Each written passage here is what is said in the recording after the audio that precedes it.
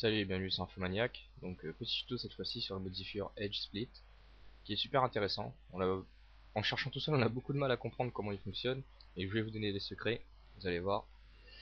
Alors, je vous conseille, si vous n'avez pas encore vu le modifier Subdivision Surface, ou le modifier multi-résolution, de regarder ça avant pour bien comprendre ce qui va se passer, parce qu'en fait le Edge Split il s'utilise en complémentarité avec le Subdivision Surface ou multi-résolution.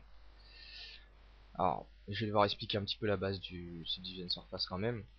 Alors qu'on fait un subdivision surface, voilà, ça va nous glisser comme ça notre objet jusqu'à nous l'arrondir, tout simplement. Alors moi ce que je vais faire, donc je vais subdiviser cet objet là.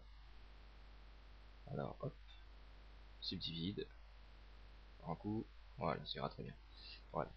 Je vais choisir ces arêtes ici, je vais vous montrer d'abord ce que ça donne. Si je subdivise, vous voyez, toutes les arêtes sont arrondies, tout simplement. Donc, je vais choisir les arêtes, ici, par exemple, voilà, et les arêtes ici. Voilà. Pour que ça soit pris en compte par l'Age Split, il faut les marquer. Alors pour les marquer, on fait CTRL E, ça nous ouvre le panneau des Age, donc toutes les propriétés qu'on peut modifier sur les arêtes. Et on fait Mark Sharp. Voilà. Et vous aurez remarqué, il y a Clear Sharp, au cas où vous êtes trompé. Donc voilà. Maintenant, on va lancer l'Edge Split avant le Subdivision Surface, donc avec la flèche on le remonte. Et on a ici Angle ou Sharp Edge. Nous on a créé des Sharp Edge, donc on enlève, voilà. On laisse Sharp Edge. Et maintenant, on va lancer le Subdivision Surface. Et on voit que voilà, les arêtes qui ont été marquées restent droites, restent marquées. On les voit très bien. Alors, je vais vous remontrer ça. On peut très bien modifier après avoir appliqué le... Voilà, je vais prendre ces faces. Voilà. Donc ici, arrondi, vous voyez. Mais si je vais prendre ces arêtes là, hop, hop.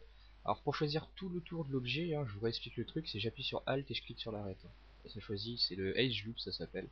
Et ça va choisir toutes les arêtes qui sont connectées entre elles. Voilà, CTRL E, marque Sharp, et voilà.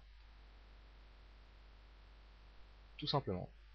Ça sert à marquer les arêtes, malgré les subdivisions qu'on peut y appliquer ou quoi que ce soit.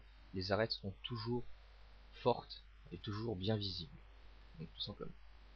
Donc voilà, un petit modifier qui à mon avis est très rarement utilisé, alors que pourtant c'est vachement utile. Donc je vous laisse jouer un petit peu avec. Il n'est pas bien compliqué à comprendre. Voilà, on va faire un petit coup. Voilà. Il est bien compliqué à comprendre, pourtant il est très puissant et super intéressant, quoi.